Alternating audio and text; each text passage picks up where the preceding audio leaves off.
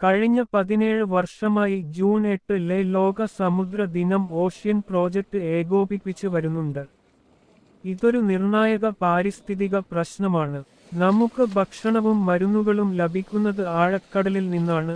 അത് കാലാവസ്ഥയെ നിയന്ത്രിക്കാൻ സഹായിക്കുന്നു. ഓ, വെള്ളം ഭൂമിയുടെ ശ്വാസകോശം ആണെന്ന് പറയപ്പെടുന്നു. അതായത് നമ്മൾ ശ്വസിക്കുന്ന ഓക്സിജന്റെ ഭൂരിഭാഗവും സമുദ്രത്തിൽ നിന്നാണ്. തിരമാലകൾ നമ്മിലേക്ക് ജീവൻ ശ്വസിച്ചുവെന്ന് ഞങ്ങൾക്ക് എപ്പോഴും തോന്നി. ശരി, 1-2 തവണ അത് ലൈഫ് ഗാർഡായിരുന്നു. പക്ഷേ അത് നമ്മുടെ ഏറ്റവും വിലപ്പെട്ട ഒരു വിഭവത്തിന്റെ മൂല്യം കുറക്കുന്നില്ല. എന്നിരുന്നാലും അത് സംരക്ഷിക്കാൻ നമ്മൾ നടപടികൾ സ്വീകരിച്ചില്ലെങ്കിൽ ഒരു വാരാന്ത്യ വിനോദയാത്രക്ക് ഒരു സ്ഥലത്തേക്കാൾ കൂടുതൽ നമുക്ക് നഷ്ടപ്പെടും. അതിനാൽ അതിൽ മുഴുകി വലിയ നീലയെ ശക്തമായി നിലനിർത്താൻ നിങ്ങളുടെ പങ്ക് ചെയ്യുക. നമ്മൾ ലോക സമുദ്ര ദിനം ആഘോഷിക്കുന്നത് എന്തുകൊണ്ടാണ്? ലോക സമുദ്ര ദിനം സമുദ്രത്തിന്റെ പ്രാധാന്യം എടുത്തുകാണിക്കുകയും ഭൂമിയിലെ ജീവിതത്തെ അത് എത്രത്തോളം ബാധിക്കുന്നുവെന്ന് ഓർമ്മിപ്പിക്കുകയും ചെയ്യുന്നു. സമുദ്രജീവികളെ സംരക്ഷിക്കുന്നതിനെക്കുറിച്ചും മലിനീകരണം കുറയ്ക്കുന്നതിനെക്കുറിച്ചും സമുദ്ര വിഭവങ്ങൾ കൂടുതൽ ഉത്തരവാദിത്തത്തോടെ ഉപയോഗിക്കുന്നതിനെക്കുറിച്ചും അവബോധം വളർത്തേണ്ട ദിവസമാണിത്. സമുദ്രമില്ലാതെ ഭൂമി നിലനിൽക്കുമോ? ഭൂമിയിൽ സമുദ്രങ്ങൾ ഇല്ലായിരുന്നെങ്കിൽ കാലാവസ്ഥയെ നിയന്ത്രിക്കാനും കാലാവസ്ഥാ വ്യതിയാനത്തിൽ നിന്ന് സംരക്ഷിക്കാനും ഭക്ഷണത്തിന്റെ ഒരു പ്രധാന സ്രോതസ്സ് നൽകാനും സഹായിക്കുന്ന ഒരു നിർണായക സംവിധാനം നമുക്ക് നഷ്ടപ്പെടുമായിരുന്നു. കാലക്രമേണ ഈ മാറ്റങ്ങൾ ഗ്രഹത്തെ വാസയോഗ്യമല്ലാതാക്കും. ലളിതമായി പറഞ്ഞാൽ, സമുദ്രങ്ങളില്ലാതെ ഭൂമിയിലെ ജീവൻ സാധ്യമാകില്ല.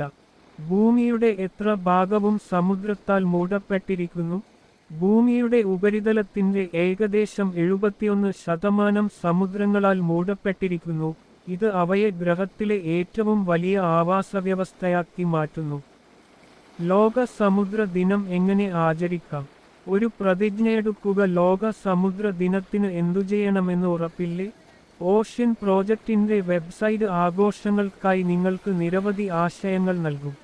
എന്നാൽ മറ്റാരെങ്കിലും ഭരണം ഏറ്റെടുക്കാൻ നിങ്ങൾ ആഗ്രഹിക്കുന്നുവെങ്കിൽ അത് നിങ്ങളുടെ സമീപത്തുള്ള ചില ആഘോഷങ്ങളിലേക്ക് നിങ്ങളെ നയിക്കും. കൂടാതെ ഗ്രഹത്തോട് പ്രതിജ്ഞയെടുക്കാൻ നിങ്ങൾക്ക് അവസരം ലഭിക്കും. ബീച്ച് വൃത്തിയാക്കുക. നമ്മുടെ മനോഹരമായ സമുദ്രം ആഘോഷിക്കാനുള്ള ഏറ്റവും നല്ല മാർഗങ്ങളിലൊന്ന് തീർച്ചയായും സന്ദർശിക്കുക എന്നതാണ്. എന്നിരുന്നാലും സുസ്ഥിര മനസ്സിൽ വയ്ക്കുക. നിങ്ങളുടെ ബാർബിക്യൂ ആരംഭിക്കുക. പ്ലാസ്റ്റിക് ബാഗിന് പകരം വീണ്ടും ഉപയോഗിക്കാവുന്ന ടോട്ട് ബാഗുമായി സാധനങ്ങൾ വാങ്ങാൻ കടയിൽ പോകൂ. ഒരു പാർട്ടി നടത്തുകയാണോ? പ്ലാസ്റ്റിക് പാത്രങ്ങൾ വലിച്ചെറിയുന്നതിനു പകരം നിങ്ങളുടെ സ്വന്തം പാത്രങ്ങൾ കൊണ്ടുവരിക. സംരക്ഷണത്തെക്കുറിച്ച് വളരെയധികം ചിന്തിച്ച ശേഷം കടൽത്തീരത്ത് എല്ലാം വലിച്ചെറിയുന്നത് ലജ്ജാകരമാണ്. എല്ലാം വലിച്ചെറിയുന്നതിലൂടെ. അതിനാൽ നിങ്ങളുടെ പാർട്ടിക്ക് ശേഷം വൃത്തിയാക്കുക. മറ്റുള്ളവർ നിങ്ങളുടെ മാതൃക പിന്തുടരുമെന്ന് പ്രതീക്ഷിക്കുന്നു. നമ്മൾ നീലയാണ്, 2 പറയൂ എന്ന വെല്ലുവിളി എടുക്കുക. ഇത് ഒരു ഞെട്ടിപ്പിക്കുന്ന കാര്യമായി തോന്നിയേക്കാം, പക്ഷേ ലോക സമുദ്ര ദിനത്തിൽ ധരിക്കേണ്ട നിറം നീലയാണ്.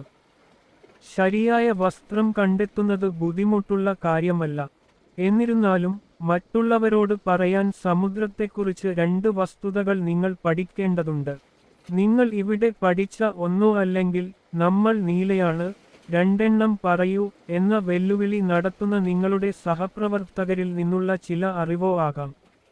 ഒരേ വസ്തുതകൾ നിങ്ങളെ പഠിപ്പിച്ച വ്യക്തിയോട് പറയുക എന്നത് ഒരുപക്ഷെ മികച്ച ആശയമല്ലായിരിക്കാം, പക്ഷേ ആവർത്തനം കാര്യം ബോധ്യപ്പെടുത്തുന്നു. നിങ്ങൾ എന്ത് തെരഞ്ഞെടുക്കുന്നുവോ ആസ്വദിക്കൂ, നീലയായി തുടരൂ. ലോക സമുദ്ര ദിനം എന്തുകൊണ്ട് പ്രധാനമാണ്? വീക്ഷണം. പലർക്കും കടൽത്തീരം സൂര്യനിൽ രസകരമാണ്.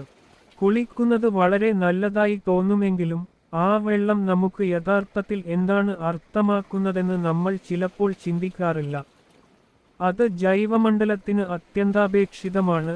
ഭാവി തലമുറകൾക്ക് അത് ആസ്വദിക്കാൻ കഴിയുമെന്ന് ഉറപ്പാക്കാൻ നമ്മൾ ആഗ്രഹിക്കുന്നു. അവിടെ വസിക്കുന്ന ജീവികളും ഇത് വിലമതിക്കും. അവരിൽ 1 ദശലക്ഷത്തിലധികം പേരുണ്ട്. ദൂരത്തേക്ക് നോക്കുമ്പോൾ കപ്പലുകൾ എവിടേക്ക് പോകുന്നുവെന്ന് കാണുമ്പോൾ നാമെല്ലാവരും ബന്ധപ്പെട്ടിരിക്കുന്നു എന്നതിൻ്റെ ശക്തമായ ഓർമ്മപ്പെടുത്തലാണിത്. പ്രചോദനം നമ്മുടെ മാലിന്യങ്ങളിൽ ഭൂരിഭാഗവും ജൈവവിഘടനത്തിന് വിധേയമല്ല. സമുദ്രം നമ്മുടെ മാലിന്യം വൃത്തിയാക്കുന്നു. പുനരുപയോഗിക്കാവുന്ന വസ്തുക്കൾ ശരിയായ ബിന്നിലേക്ക് നിക്ഷേപിക്കുന്നത് ഒരു നല്ല ആദ്യപടിയാണ്, പക്ഷേ നമ്മൾ ആ ശീലം വീട്ടിലേക്ക് കൊണ്ടുപോകണം.